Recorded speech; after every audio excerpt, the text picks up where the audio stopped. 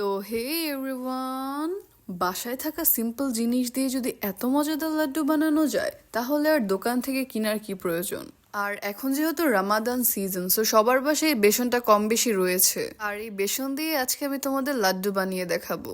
তো ফার্স্টে আমি একটা বাটিতে নিয়ে নিয়েছি 1 কাপ বেসন। তারপর আমি এর মধ্যে অ্যাড করছি পরিমাণ মতো পানি, আর অল্প অল্প করে পানিটা অ্যাড করতে হবে, এতে করে এই ব্যাটারটার একটা পারফেক্ট কনসিস্টেন্সি আসবে। আর এই ব্যাটারটাকে অনেক ভালো মতো চামচের সাহায্যে মিশাতে হবে যেন কোনো লাম্পস না থাকে।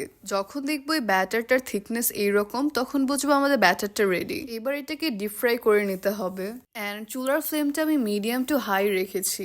এখন এটাকে যে কোনো শেপে ভেজে নিলেই হবে। এই জায়গায় শেপটা এত একটা ম্যাটার করে না, বিকজ এটাকে পরবর্তীতে ব্লেন্ডারের সাহায্যে একদম গুঁড়ো গুঁড়ো করে নেওয়া হবে, তাই এটা শেপ নিয়ে এত একটা মাথা ঘামানোর প্রয়োজন নেই। এই সেম রেসিপিতে মতিচুরের লাড্ডুও বানানো যায়, বাট সেক্ষেত্রে বুন্দিয়ার শেপগুলো খুবই ছোট ছোট হওয়া লাগে, তাই আমি এইভাবে লাড্ডু বানানোটা বেশি প্রেফার করি। এতে করে শেপ নিয়ে কোনো ঝামেলা থাকে না। আর ভেজে নেওয়ার পর আমি এগুলোকে একটা ব্লেন্ডারের সাহায্যে গুঁড়ো করে নিয়েছি। এইবার এই লাড্ডুর জন্য চিনি শিরা বানাতে হবে।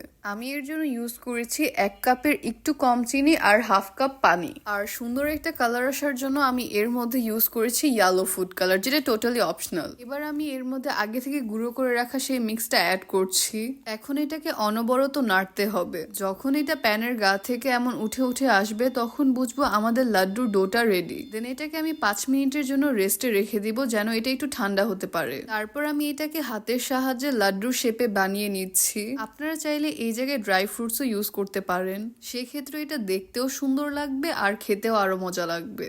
আর এই তো সবগুলো লাড্ডু বানানো শেষ। এগুলো খেতে খুবই মজা হয়েছিল। Hope you guys like this video, and that was it for today guys.